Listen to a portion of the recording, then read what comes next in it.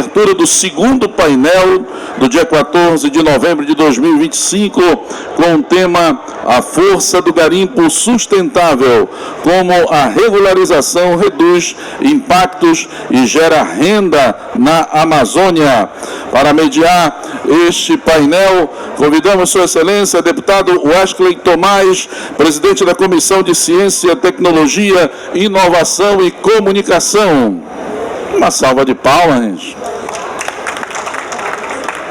Também para fazer parte deste painel, vereador Valdir Silva, presidente da Comissão de Mineração e Meio Ambiente da Câmara Municipal de Itaituba. O Arthur não está, né? Ok. Tome seus assentos, por gentileza. Bem-vindos mais uma vez à 30ª Conferência das Nações Unidas sobre as Mudanças Climáticas. Você está no estande da Assembleia Legislativa do Estado do Pará.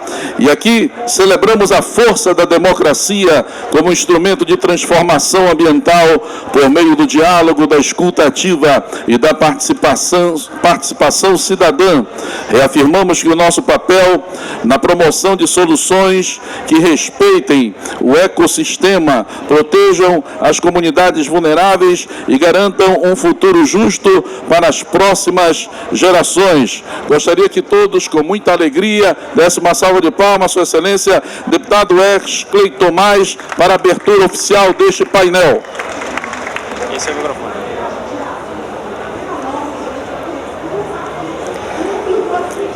Pessoal, tudo bem? Bom dia. E já aproveitando a oportunidade, quebrar aqui o protocolo, já convidar nosso engenheiro de Minas, nosso amigo Arthur, que também vai participar desse painel. Arthur, seja bem-vindo, meu irmão. Bom, para mim é uma alegria muito grande poder estar na COP30 realizada no Brasil e, acima de tudo, deixar claro que a felicidade de poder falar de um tema tão importante para o país e que muitos preferem esconder a realidade, a nossa realidade enquanto país. Nós temos algumas vocações que não é nenhum país estrangeiro que vai tirar de nós as vocações econômicas que nós temos aqui. Dito isso, com muita alegria e conhecedor de causa, nós vamos falar do nosso gigante país chamado Brasil. E diga-se de passagem, com muito respeito, nós traremos informações para muitas das vezes combater fake news daquelas pessoas que não conhecem a realidade e acabam levando desinformação ao povo brasileiro. O Brasil seguramente não deve nada, muito menos satisfação ambiental ao resto do mundo.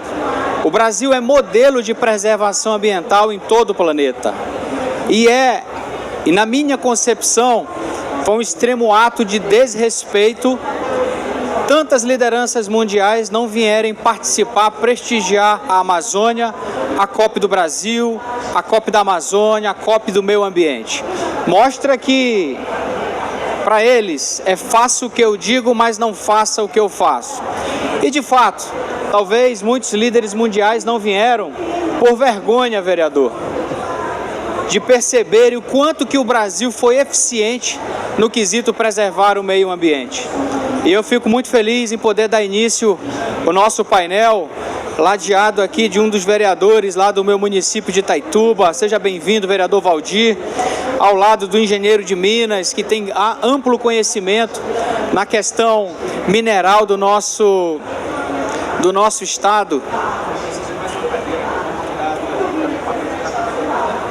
E nós vamos dar início à apresentação. Eu vou pedir mais uma cadeira, que eu não tenho como não convidar para vir fazer parte desse painel a nossa presidente do CREA, que muito vai nos ajudar aqui também, para a gente já poder dar início.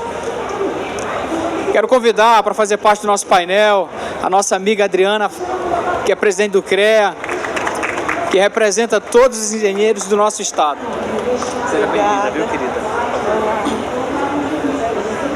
Bom, e dando início, Arthur, por outro lado. Obrigado, Arthur. Adriana, por favor. Eu falava desse gigante chamado Brasil. E daí, nenhum outro país no mundo fez o seu dever de casa. Nosso país, talvez por influência das 29 COPs anteriores, tivemos a capacidade de criar mais de 1.800 unidades de conservações, tanto federais, estaduais e municipais, que totalizam 18% do nosso território nacional. Terras indígenas. O povo brasileiro se preocupa com os indígenas do nosso país, diferentemente de outros países estrangeiros. O Brasil hoje tem 600 unidades de terras indígenas no nosso país, que representa 14% do território nacional. São mais de 117 milhões de hectares destinados a áreas indígenas em nosso país.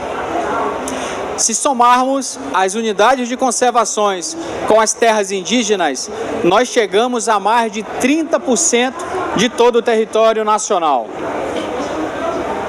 E daí, nós também, o Brasil também como um todo, deu preferência, deu prioridade, respeitou a questão dos assentamentos, os quilombolas, que somam quase 0,3%, são mais de 9 mil unidades no país, que também respeitaram a reforma agrária e os quilombolas. Somando tudo, todas as unidades de conservações, terras indígenas, assentamentos, quilombolas, áreas militares, o país tem mais de 37% do seu território com unidades de proteção ao povo brasileiro. Esse mapa ilustra em vermelho as áreas legalmente protegidas ao longo dos anos que foram criadas aqui no país. Dito isso, nós não podemos aceitar que venha gringo, sabe Deus de onde, falar do que devemos fazer com a nossa Amazônia. Muitos não vieram ao Brasil por vergonha, porque nenhum desses países estrangeiros tiveram a capacidade de preservar o meio ambiente, a Amazônia, como o povo brasileiro fez. E tem que ter coragem para estar aqui e falar isso, porque esse ambiente aqui são de pessoas que não têm absolutamente interesse pelos 28 milhões de brasileiros que moram na Amazônia. Eles pretendem financiar e financiam através de ONGs e tantos outros movimentos o atraso do povo brasileiro. Para isso, eles conseguem muito dinheiro para financiar o atraso do povo brasileiro, porque se a gente não produz, nosso agro poderia ser mais forte, a nossa mineração poderia ser mais forte, e dizer que o Brasil não preserva o meio ambiente é uma das mentiras que a gente precisa derrubar, esses fake news. E como a gente gostaria poder ter ambientalistas aqui para confrontar essa tese que o Brasil não faz a sua parte. E graças a Deus, e com muito orgulho, nós somos referência mundial quando o quesito é preservar o meio ambiente. Esse mapa está desatualizado. O Brasil não preserva só 30% do meio ambiente, preserva mais de 37%. O segundo país que mais preserva não chega à metade. Não chega à metade do que nós preservamos. Todo aquele mapa de preservação ambiental que nós exibimos aqui corresponde a 50% de toda a União Europeia. Para vocês entenderem a dimensão do que já é protegido por lei e preservado em nosso país. E agora, nosso vereador Valdir, engenheiro Arthur e a nossa presidente Adriana, vamos trazer essa realidade para a nossa Amazônia Legal, que é composta aí por 9 estados, mas são 8 que Mato Grosso saiu. A Amazônia Legal para trazer para a discussão, para a nossa rotina, para o nosso cotidiano que nós viemos defender e apresentar. E eu começo colocando que hoje os processos ativos dentro do norte, dentro da Amazônia, são aproximadamente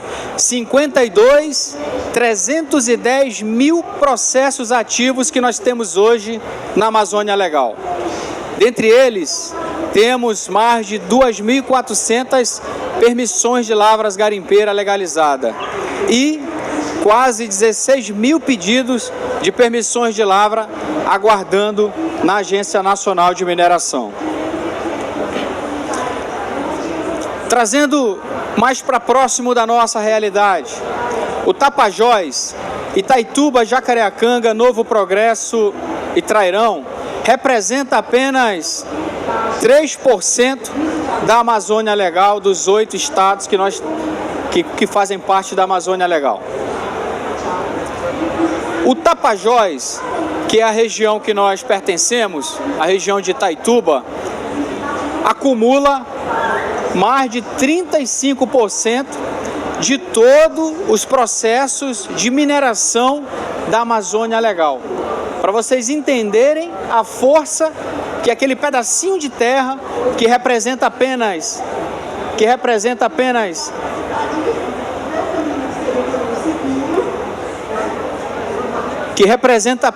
3% representa em relação à questão da atividade mineral.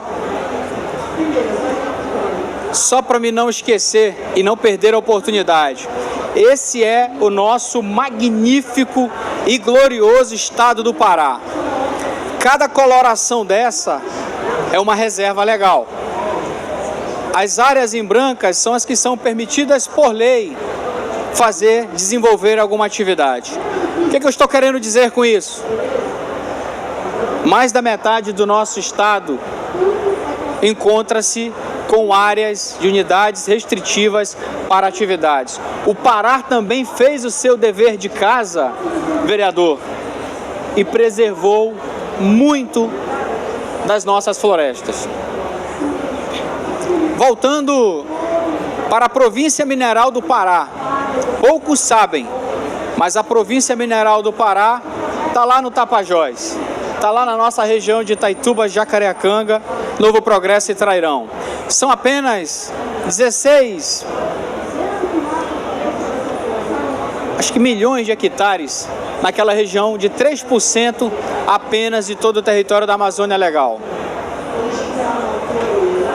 Minha presidente, dê uma olhada no que os 3% da região da Amazônia Legal, que tem mais áreas de garimpo, olha como é que é a nossa realidade. Nós temos 80% da maior região garimpeira do Pará preservado. Terras indígenas, parques nacionais, APAs, florestas nacionais e base aérea militar. Sobra apenas 20% do território total do saneamento ambiental do Tapajós para se fazer uma atividade legal, como manda o figurino. Mas eu preciso lembrar que nem sempre foi assim. Até o ano de 2005, a realidade da nossa região era esse primeiro mapa mais em branco aqui. Daí, 2006, de forma irresponsável, até porque não tem como esperar menos de uma ministra chamada Marina Silva. Em 2006, ela praticamente criou 11 unidades de conservações, prejudicando toda a cadeia produtiva da província mineral do estado do Pará, que é a região do Tapajós. Até o ano do governo Lula, com a incompetente Marina Silva, criar 11 unidades de conservação na província mineral, aquela região já existia 45 mil processos de pedido, presidente, de legalização para as atividades daquela região. Mais de 45 mil trabalhadores pediram para se legalizar, antes da criação das unidades de conservação. Atualmente, a região do Tapajós tem apenas 13 mil processos ativos, mais de 1.000 áreas legalizadas e mais de 8 mil requerimentos aguardando a aprovação para que possam estar dentro da lei.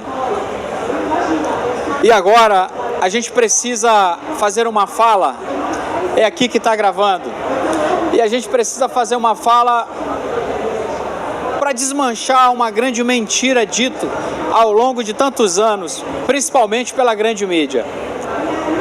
Se somar a mineração dos últimos 10 anos da maior província mineral do estado, nós temos aproximadamente 0,44% de áreas que foram mineradas de um total de 100% do nosso território do Tapajós.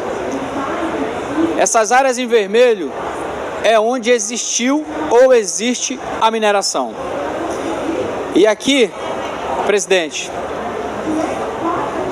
os cinzas aqui é um garimpo ilegal, o cinza, no verde claro, ilegal, no verde escuro, ilegal.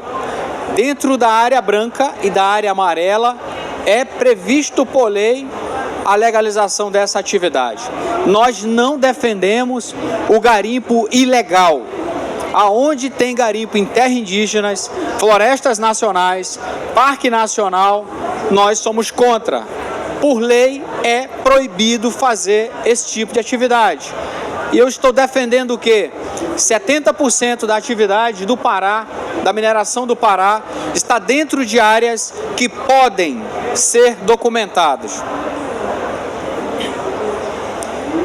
Todo o subsolo da região da província do Ouro, do Tapajós, está requerido há mais de 30 anos.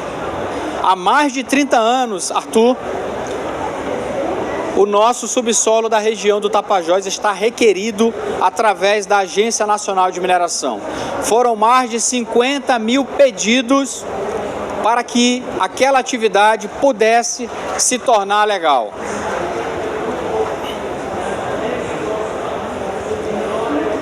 Encerro essa parte trazendo dados, trazendo levantamento para que a gente possa ir montando um contexto para dizer que desses 50 mil pedidos de legalização, 1.000 conseguiram se legalizar. Dito isso, nós temos 49 mil processos que o governo federal criou as regras, criou as leis, mas não deu conta de dar seguimento, não deu conta de dar acompanhamento, e essa galera que tentou se legalizar ficou esquecido e continuaram o trabalho mesmo não estando regularizados. Porque tem uma diferença muito grande do ilegal para o irregular. E lamentavelmente, e vou chegar lá na frente, nesse quesito do problema do crime ambiental na Amazônia. Bom, bora falar de coisa boa? A importância da mineração na economia brasileira. A mineração brasileira representa 4% do PIB nacional. São números extraordinários, com um faturamento de mais de 240 bi por ano. E isso faz falta no mercado. E impressionante que a mineração sobrevive contra a MPF, contra as ONGs, contra tudo. Trabalhar no Brasil é um desafio sem precedentes. É difícil produzir nesse país e a gente lamenta porque nós perdemos muito geração de emprego e renda de forma direta, de forma indireta. Dados estão levantados no nosso painel que fortalecem a nossa tese de que o governo brasileiro deveria respeitar e deveria cuidar mais de um setor que desenvolve a nossa economia. Se você está usando o seu celular, se eu estou aqui com o microfone na mão, toda essa tecnologia que está nos ladeando aqui, está nos rodeando, vem da mineração. Isso aqui não cai do céu.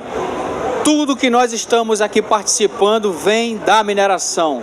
E impressionantemente, eu não sei por que tanta desvalorização para um setor tão importante para a economia brasileira. Os impactos positivos para a sociedade. Geração de emprego e renda, os salários médios em municípios mineradores são mais altos, trazendo um poder aquisitivo maior. As mineradoras trazem recurso para as estradas, pontes, hospitais, para a saúde, através da arrecadação dos seus impostos. Só para vocês terem uma ideia, de tudo que é arrecadado, 60% volta para os municípios produtores, 15% vem para o Estado, 15% volta para os municípios afetados e 10% fica na União.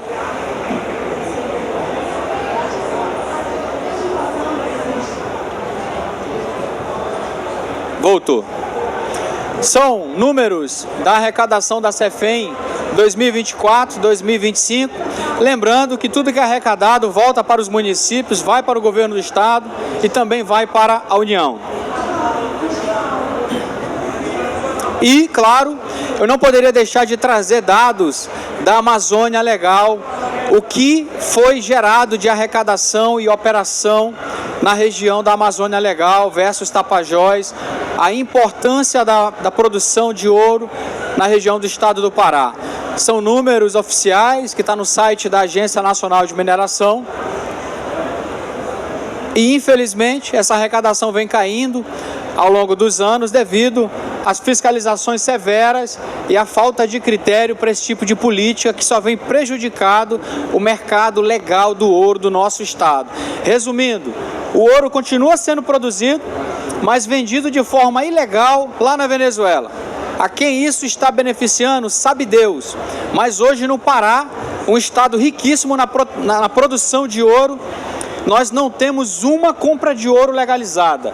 Porque a galera lá de cima do governo brasileiro do PT acha que o garimpeiro é bandido, que o minerador é bandido, e o garimpeiro está na Constituição, é constitucional, é um direito, já existe o garimpeiro há mais de 100 anos, mas lamentavelmente para um governo federal que gosta de criar bolsa isso, bolsa aquilo, bolsa assado, não consegue incentivar aqueles que produzem riquezas ao país e um governo que só sabe gastar dinheiro. Muito pelo contrário, do governo de 2019 a 2022, o Brasil bateu recordes em arrecadação, em todas elas. E de 2023 até aqui, o Brasil só tem perdido receita, lamentavelmente.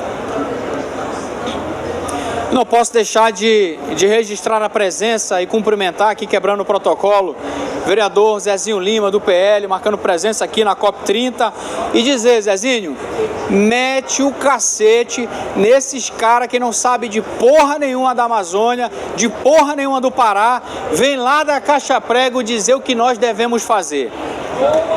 Doa quem doer. Registrada a presença do nosso vereador. E já para os encaminhamentos finais, dizer que no interior do Pará nós temos várias comunidades que dependem apenas da atividade garimpeira. Nós temos alunos, temos escolas e, acima de tudo, dizer que o garimpo legal ele consegue trazer melhorias para as comunidades. Cooperativas legalizadas conseguem construir obras e depois destinar a obra às prefeituras. Esse é um exemplo de uma creche com investimento de R$1,5 milhão, construída 100% com dinheiro dos royalties da mineração, que foi destinada à prefeitura de Itaituba. O ponto de polícia destacado de todas as comunidades garimpeiras não foi feita com o governo do dinheiro do estado, foi feita com dinheiro das cooperativas legalizadas locais. Essa imagem da caixa d'água, toda a nossa região do Tapajós tem problema com água, e a microsistema de água também feita pelo garimpo legal. O garimpo legal traz responsabilidades ambientais. Quando você está legalizado, seu CPF, seu CNPJ está lá. E quando você tem a licença para produzir, você acaba trazendo consigo responsabilidades. E a mineração ocorre da forma que deveria ser, respeitando o meio ambiente. São imagens de um garimpo legalizado que respeita todos os modelos para que não haja impacto ambiental ao meio ambiente.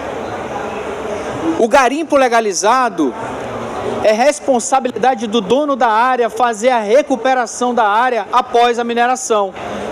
Essa é uma imagem de uma área em recuperação após a atividade garimpeira. O garimpo legal obriga aqueles mineradores a fazerem os viveiros de muda, para que após o trabalho eles possam fazer o trabalho de reflorestamento e de recuperação ambiental. Nós temos vários exemplos de que, quando você está legalizado, você minimiza os impactos ambientais dentro da Amazônia. Nós temos vários exemplos. As boas práticas. Todo o material reciclado, ele é obrigado a ser recolhido, mas só faz isso quem está documentado, quem está legalizado. O ilegal, o irregular, não tem prioridade, não tem responsabilidade ambiental para fazer o que deve ser feito. E é por isso que agora, já finalizando o nosso painel, nós trouxemos essa frase: a ilegalidade e as irregularidades trazem crimes ambientais à Amazônia. Dito isso, a culpa por mais de 70% dos crimes ambientais que ocorrem na Amazônia Legal é do governo federal. Pela inércia, pela irresponsabilidade, porque nós temos um INCRA que não funciona, que não regulariza. Infelizmente, o governo prefere apoiar traficantes, invasores de terra, do que quem quer produzir, do que quem quer se documentar. E a Agência Nacional de Mineração, acabei de falar e acabei de provar, foram mais de 50 mil pedidos para trazer esses trabalhadores para dentro da lei. Mas a Agência Nacional de Mineração está quase fechada, infelizmente. Enquanto a Agência de Turismo, que não produz nada ao país, levam bilhões dos cofres públicos e não deixam nada para entidades que são responsáveis pela arrecadação do nosso país. Com tudo que eu apresentei, foi que a gente chegasse nesse momento para deixar claro aos ambientalistas que de fora, que vieram aqui à COP30, achando que tem voz e vez aqui no nosso Brasil. Nós fazemos a nossa parte como nenhum país estrangeiro fez. E culpa do crime ambiental que nós temos no Brasil devemos ao nosso incompetente governo federal. Lula, quase 20 anos de poder, é uma grande farsa para o mundo e principalmente para o Brasil. O produtor não vota no governo 13, porque é um governo irresponsável e que não apoia aqueles que produzem na Amazônia.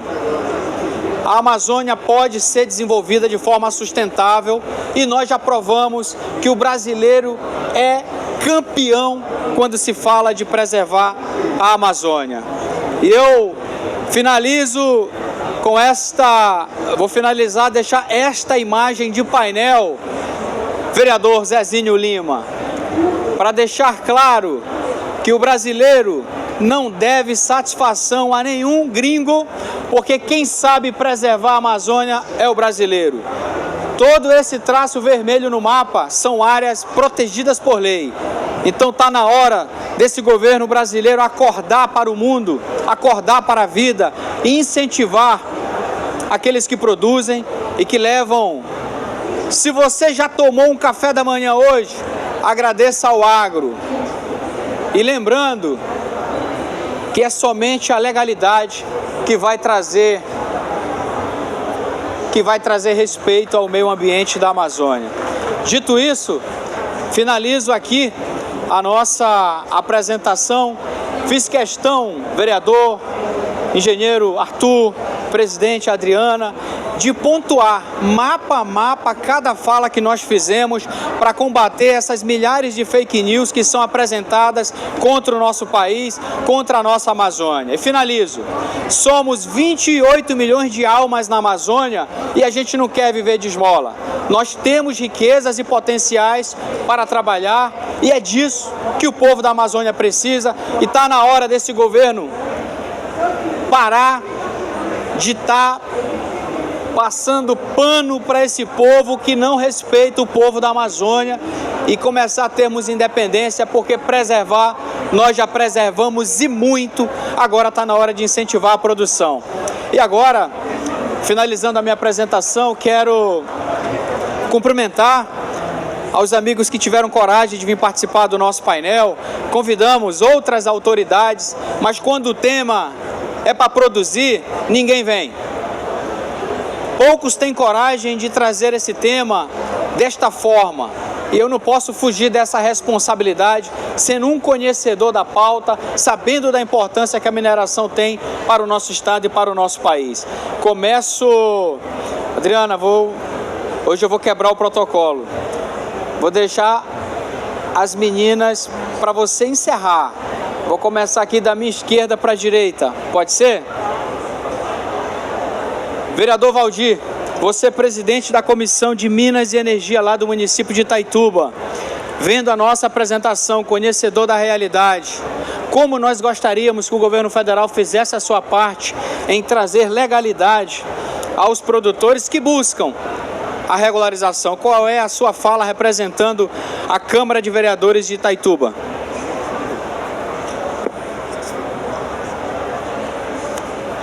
Em primeiro lugar... Oi. Em primeiro lugar, agradecer o convite, parabenizar a apresentação.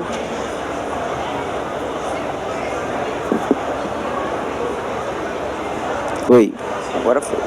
Em primeiro lugar, agradecer o convite, parabenizar a apresentação, defender o setor produtivo, principalmente o setor mineral da nossa região, mas não só da nossa região do Tapajós, mas sim como do estado do Pará.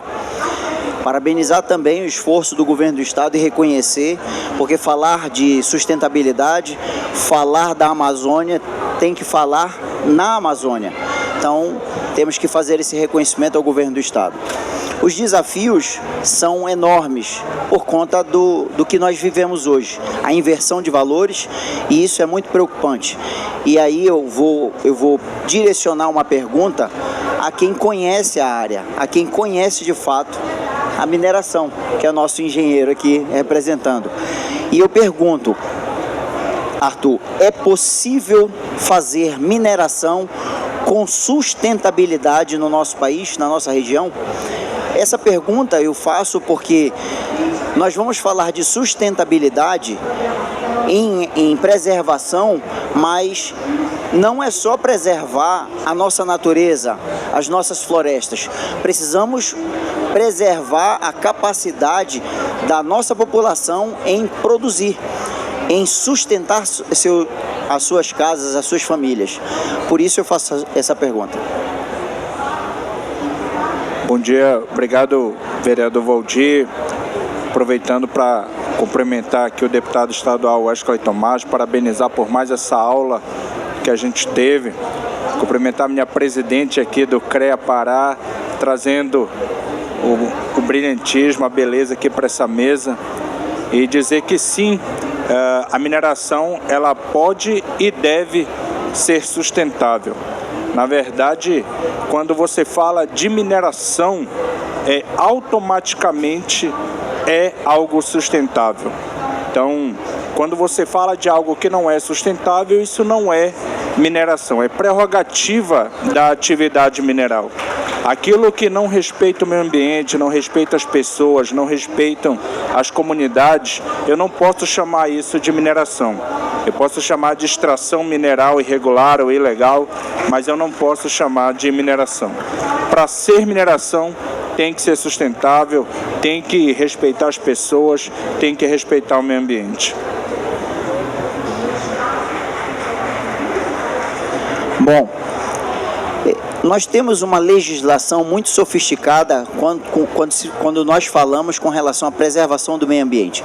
O que falta, de fato, é interesse do poder público / governo federal para proporcionar, como apresentado pelo nosso deputado, proporcionar a capacidade de quem quer fazer boas práticas na mineração possa fazer a regularização e assim trabalhar de forma sustentável.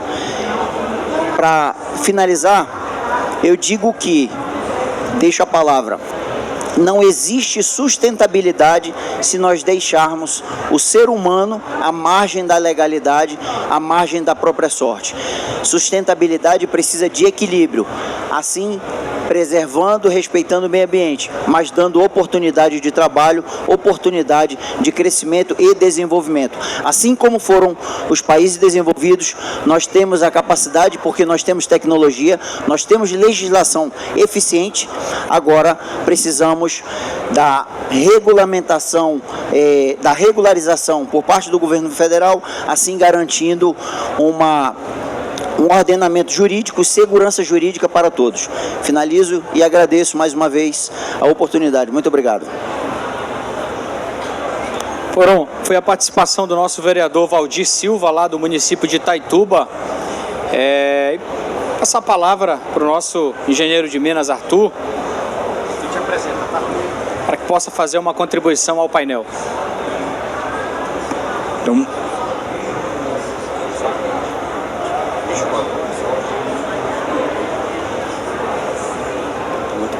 Então, bom dia mais uma vez, pessoal. Meu nome é Arthur, eu sou engenheiro de Minas, paraense, formado na Universidade Federal do Pará, em Marabá, trabalhando aí há 13 anos com a mineração, principalmente nessa região onde o deputado explicou que é o oeste do Pará. O oeste do Pará é a maior região, a maior província aurífera do país. O que significa isso? Onde tem mais ouro no nosso Brasil é essa região do Tapajós. Então, uma coisa que a gente tem que parar e pensar o Pará ele tem uma oportunidade única em suas mãos, que é através justamente desses recursos e essas reservas minerais. Isso no subsolo não quer dizer muita coisa.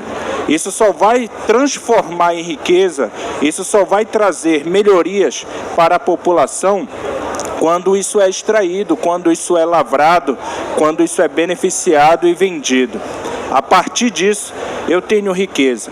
E aqui a gente percebe que teve essa movimentação grande para a COP, vários recursos foram trazidos aí na ordem de R$1 bi, e a gente tem esse potencial na mineração de trazer 2 ou 3 vezes isso por ano, através, por exemplo, da CODEC, que pode ser uma agência de desenvolvimento para o estado do Pará.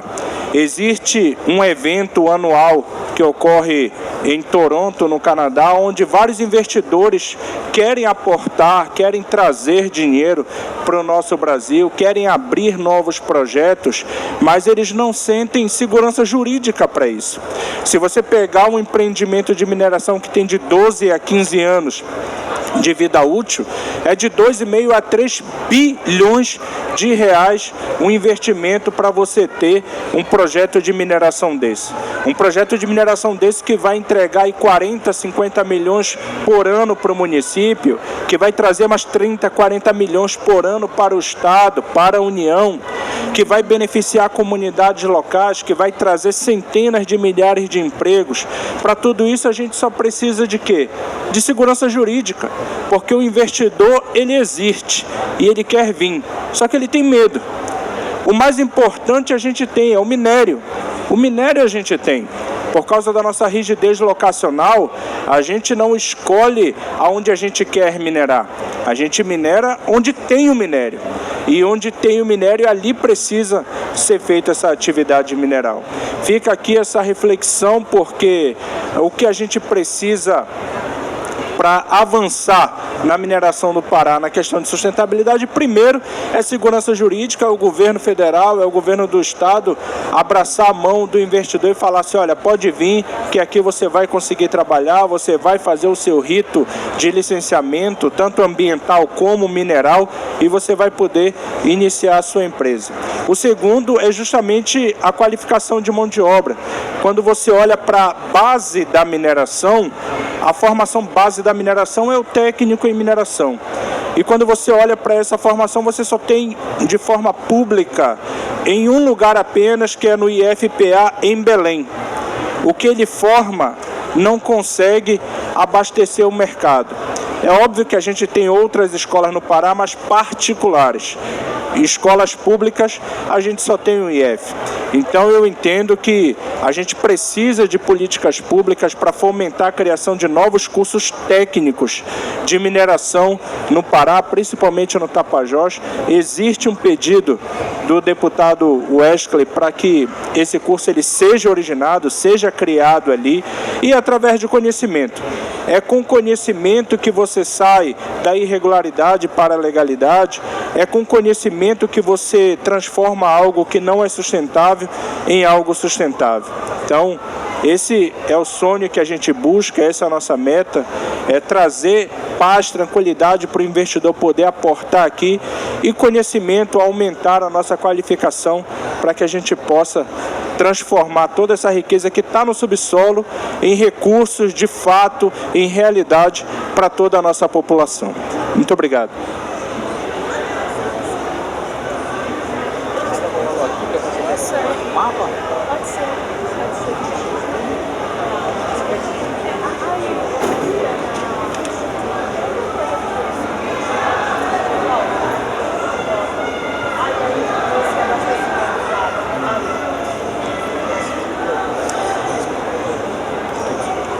Obrigado pela contribuição do engenheiro de Minas, Arthur. E, claro, convidar a nossa presidente, a nossa engenheira Adriana, presidente do CREA, e falar da nossa alegria, Adriane, né? Adriana, acertei, Adriana. Falar da alegria de poder ter você aqui e dessa dificuldade que é trabalhar no estado do Pará, não só como na Amazônia, e os desafios existem, e é conversando, fazendo o enfrentamento que nós vamos conseguir avançar. Eu quero com muito carinho poder te passar a palavra para você também contribuir com o nosso painel. Obrigada, bom dia a todos. Obrigada, deputado Wesley, vereador, nosso engenheiro de Minas, Arthur. Meu nome é Adriana Falconeri, atual presidente do CREA, o maior conselho de classe do estado do Pará, o maior do Brasil e o maior da América Latina. Nós somos, aqui no Pará, mais de 67 mil profissionais, das mais diversas profissões. Nós temos dentro do nosso conselho 322 títulos. O engenheiro Arthur é um engenheiro de Minas, eu sou engenheira civil, mas tem ambiental, florestal, aeroespacial, tráfego, engenharia de segurança no trabalho, mecânica, civil, geólogos, meteorologistas, geógrafos. Nós somos muito grande em termos de representação, em termos, de quantitativo, mas nós somos péssimos em representação. As pessoas não conhecem a gente, as pessoas nem sabem para que tem que contratar um profissional. E falo isso com muita propriedade, porque minha história com o Conselho começou em 2011, deputado, quando eu passei no concurso do CREA como nível médio atendente. Depois que eu estava concursada no CREA, eu fiz engenharia e saí de atendente para presidente. Eu sou do chão da fábrica, eu atendi muitos profissionais, muitos mesmo. E em relação à representação, Arthur, nos nossos atendimentos, engenheiros florestais me perguntando, eu posso fazer manejo florestal? Olha a culpa que nós temos e um déficit com a sociedade de não preparar esse profissional para o mercado de trabalho. Dentro das instituições, os profissionais eles têm que saber o que eles estão estudando e o que eles vão entregar para a sociedade. O nosso conselho, assim como prefeituras, governo, ele trabalha para dar segurança à sociedade. E é através disso que a gente tem, se vocês pesquisarem aí, a engenharia ela é um termômetro de desenvolvimento de um país, de um estado, de um município. E se vocês pegarem vários países desenvolvidos, eles formam muito mais engenheiros e profissionais da área tecnológica. E o Brasil está com um déficit terrível, porque as pessoas não querem mais fazer engenharia. Querem ser influencer. Eu até brinco, bora ser influencer, mas da engenharia. Porque a engenharia, as engenharias, as nossas profissões é que vão trazer desenvolvimento para um país. Hoje a gente fala em sustentabilidade, mas quem mora no Pará sabe que é um estado insustentável em várias situações.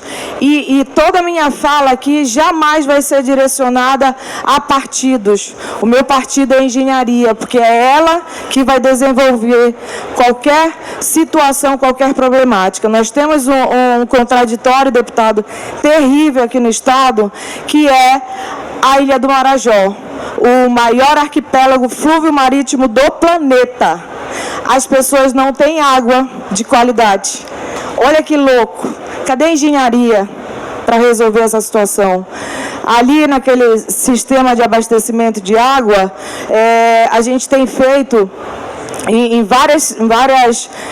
voluntário, na verdade, vários colegas voluntários, engenheiro sanitarista Josué, ele estava até ainda há pouco aqui, com R$70 mil, a gente executou e projetou um sistema de abastecimento de água e impactou, adivinhem quantas pessoas?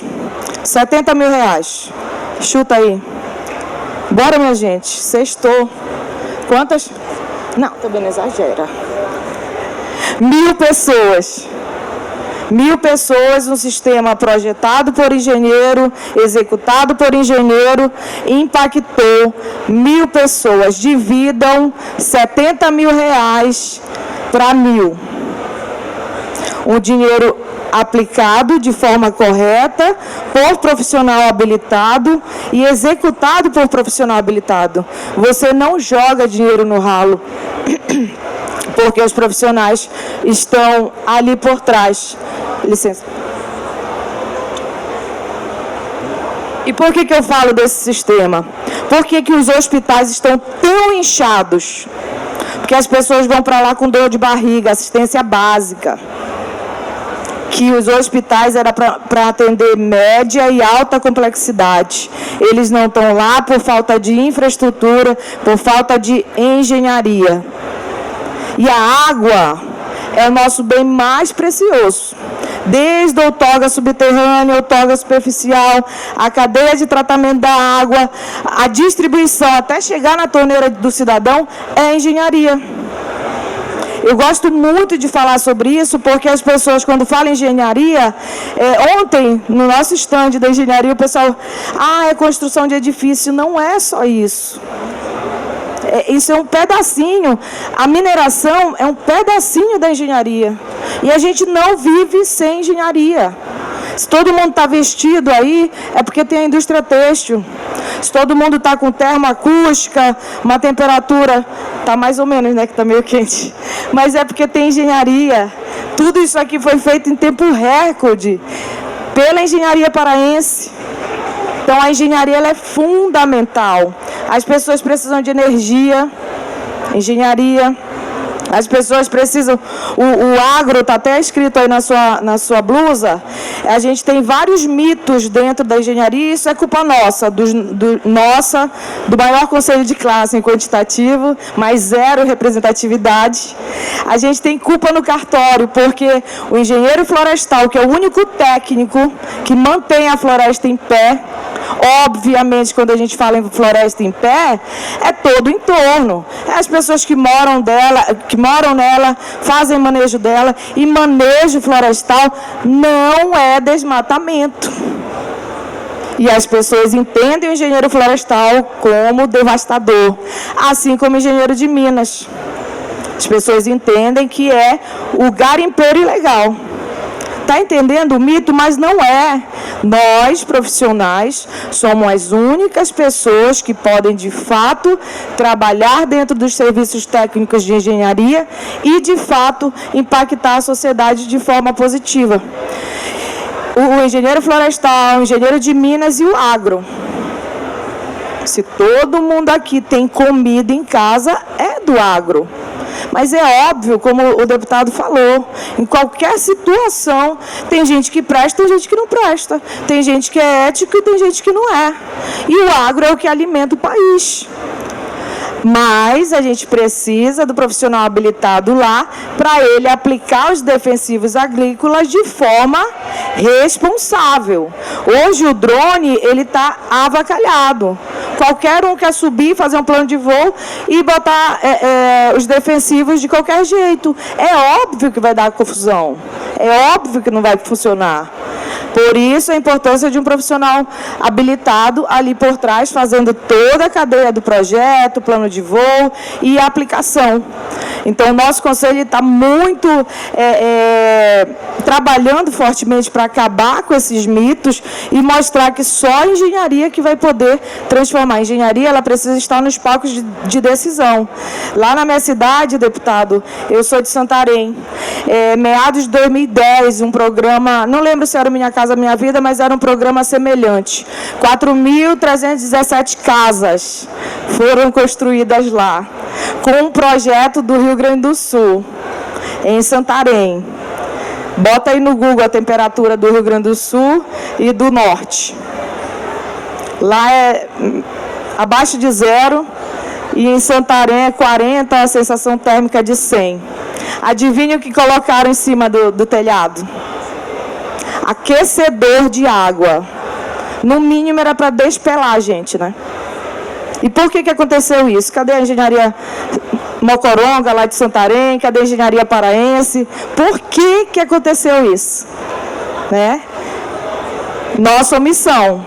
Nós, profissionais da engenharia, estamos trabalhando fortemente para mudar, mas nós somos omissos. Às vezes a gente vê uma situação e fica, poxa, está tudo errado lá. E não vai lá. Bater e dizer, não é para fazer isso, não vou deixar. O projeto correto é dessa forma. Por que não colocaram placa solar, que era muito mais barato? E muito mais eficiente, eficaz e efetivo. Né? Então, gostaria muito que vocês conhecessem o nosso conselho, conhecessem o que é a legalidade e, pelo amor de Deus, a fake news ela é crime, é terrível, é pior do que uma pandemia, porque você repassa uma informação falsa. E é muito sério isso. Conheçam os nossos profissionais, são 322 títulos que podem sim mudar essa sociedade. É só a engenharia que vai conseguir, ouvida, assistida e no palco de decisão, que a gente vai conseguir mudar o maior contraditório que a gente tem aqui nesse estado, que é a Ilha do Marajó. Como é que você coloca um aterro sanitário com lençol freático lá do jeito que é? A gente, enquanto engenheiros, já temos a solução, por exemplo, outro mito. Alguém sabe a diferença de lixão para aterro sanitário? Lixão, minha gente, é insalubridade, é podridão, é vírus, é bactéria, é um mal para a sociedade todo o entorno. Aterro sanitário é obra de engenharia. É obra de engenharia, com projeto, com toda a cadeia ali das engenharias para dar segurança à sociedade. Então, estudem também sobre isso, o que é aterro sanitário e o que é lixão, porque esses mitos acabam com a nossa vida. Acabam, porque quando você tem o estudo ali para ver onde vai colocar aquele aterro sanitário, também é serviço de engenharia. Há estudos. A nossa legislação é a mais severa, mais rigorosa que tem no mundo. Então, a gente sabe o que a gente está fazendo, porque a própria legislação do Código Florestal é a mais rigorosa do mundo. Por isso que a gente preserva tanto, que a gente tem uma legislação para isso, entendeu? Então, deputado, parabéns, muito obrigada pela pauta, por ouvir a engenharia paraense, e aqui estou com uma engenharia nacional. Muito obrigada, vereador, conte conosco. Muito obrigada, Arthur. E tem uma outra pauta muito rápida que eu vou falar aqui. Vocês conhecem a Defensoria Pública no Direito? Já ouviu falar? Levanta a mão, minha gente, bora, sextou. Defensoria Pública, todo mundo sabe o que é? Vocês conhecem o SUS, que é da medicina? Todo mundo conhece? Levanta a mão quem conhece. E na engenharia o que nós temos? PN. E não é de praticamente nada. Eu quero fazer uma caixa d'água na minha casa e quero assistência gratuita daquele profissional. Não tem. Eu quero construir um poço artesiano, eu quero saber se eu posso ter. Eu preciso da assistência gratuita. Cadê? Não tem. Eu tenho uma área muito grande e eu quero o serviço de crédito de carbono. Não tenho assistência gratuita da engenharia. E a gente tem feito, o Arthur também é nosso inspetor, o inspetor é a presidência no município, e a gente tem vários inspetores, mais um exemplo da importância do profissional habilitado. No agro, há algumas cooperativas e familiares mesmo, produtor ali rural, comunidades que recebiam 3 mil mensais da produção que eles faziam. Quando a gente entrou com assistência gratuita, passou de 3 mil para 15 mil. Olha o impacto dos valores na vida desse pessoal. Às vezes, para um e para outro, 10 mil não é nada, 15 mil não é nada. Mas R$1.000 em 80% da população, ou até mais, é muito grande. E aí, com a assistência gratuita, a gente consegue implementar a engenharia pública. E já peço, deputado, que você pegue essa pauta. Acho que a gente até conversou sobre a engenharia pública. A gente precisa urgentemente, porque como é que a gente vai falar de sustentabilidade se vivemos de forma insustentável? É insustentável. Quem já ouviu falar aqui em Giral? Ninguém. Girar é uma mesinha ali grudada na casa, pega a água do rio com uma cumbuquinha, limpa ali o alimento com água, com o que vai comer. E embaixo tem a galinha, o porco e o pato comendo aquela limpeza, né? Para não dizer o contrário. Olha a cadeia, depois eu vou comer o pato, a galinha e o porco. Onde eu vou parar? Enchendo os hospitais. A falta da engenharia é terrível. E a culpa, repito, é nossa. Eu, como representante do maior conselho de classe do estado do Pará, me sinto culpada. E por isso, tem 2 anos e meio, mais ou menos, que a gente está na gestão, e a gente está tentando, em 3 anos, mudar 100 anos de história. É muito difícil, mas eu peço até um apelo a todos vocês que nos assistem. Conheçam a engenharia, saibam o que cada profissão necessita. Se vocês quiserem assistência técnica, contacte a gente, para que a gente possa, deputado, em comunidade, levar o abastecimento de água, por exemplo. No Pará não tem. E nem estou falando de água tratada, estou falando de água. De qualidade, a qualidade já é outro ponto. Então, a gente precisa, porque com R$70 mil a gente impactar 1.000 pessoas, o vereador tira ali do porrete dele e paga. Não paga, deputado, vereador? Então, pronto. Então, conte com a engenharia paraense, contem com a engenharia nacional e viva a nossa engenharia, porque é só ela que vai mudar a vida das pessoas. Obrigado, presidente Adriana. Bom, gente, e é isso. Com a contribuição dos meus convidados aqui para o nosso painel, e quem acompanhou o nosso painel desde o princípio, eu finalizo com essa frase que mais de 70% dos crimes ambientais na Amazônia é do governo federal e sua inércia. Eu pude provar isso ao longo do nosso painel. E se por acaso passou algum ambientalista que discorda, paciência, procure os dados, procure os números, que tudo que nós fizemos aqui foi baseado em fatos reais, não diferentemente dessas mentirinhas contadas pelas ONGs, que lamentavelmente o nosso país virou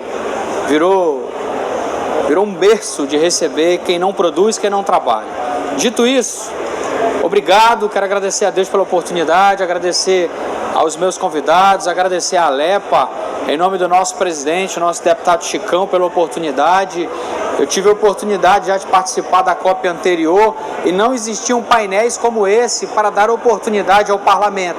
De forma democrática, todos os deputados que se habilitaram, se credenciaram, que tiveram coragem de vir aqui apresentar um tema relevante a cada região, aqui o painel estava aberto. Então, a COP é do Pará, a COP é do Brasil, a COP é da Amazônia, é a COP mais verdadeira que já teve. Todas as outras 29, tudo fake, porque fizeram o Brasil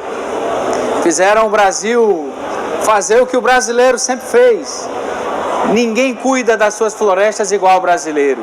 E essa galera do capital estrangeiro faz alguns acreditar que ainda nós não preservamos da forma que preservamos. Tudo isso que está em vermelho no mapa, para quem chegou agora, é unidade de conservação, é reserva. 37% do país está preservado. O que a gente tem que fazer mais aqui? O nosso povo brasileiro respeita os nossos indígenas. 14% do nosso território brasileiro é destinado aos indígenas. E eu estou falando de mais de 600 unidades em todo o Brasil. Então, gente, tudo que vocês possam imaginar o povo brasileiro já fez. Agora está na hora de manter a identidade, de preservar o meio ambiente. Nenhum país tem mais de 80% das florestas amazônicas preservadas e o Brasil tem. Vamos manter o que está e incentivar quem quer produzir de forma legal. E aqui também nós provamos que o garimpo legal diminui os impactos. E assim, meu engenheiro de Minas, Arthur, as 5 maiores minas do Brasil, adivinha, vereador Zezinho, nenhuma é brasileira. Todas são do capital estrangeiro. E da mesma forma que para eles se legalizarem, para fazer o trabalho de forma correta, eu acho que o brasileiro também merece a oportunidade de trabalhar. Chega do povo brasileiro carregar nas costas o espírito do cachorro vira-lata, que tudo que é de fora é melhor do que o nosso. Chega. A Amazônia não aguenta mais. A Amazônia não aguenta mais carregar a culpa do mundo nas costas da Amazônia. E o povo que mora aqui faz o quê? Dito isso, obrigado pela paciência de vocês, agradeço por terem nos acompanhado e a gente espera de forma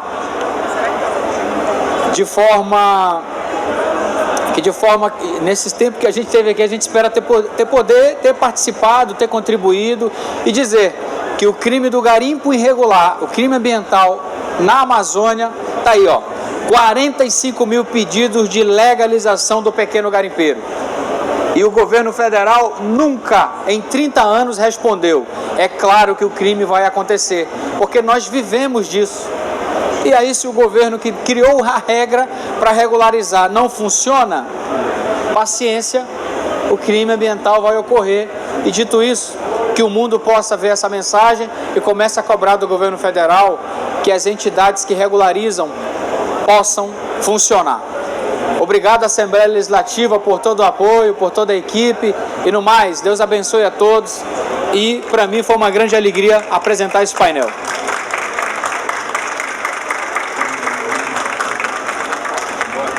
Ok, gente, vamos encerrar o painel, mas lembrando que, deixa eu abrir aqui para eles fazerem a foto. Lembrando que à tarde retorna às 14 horas, teremos 3 painéis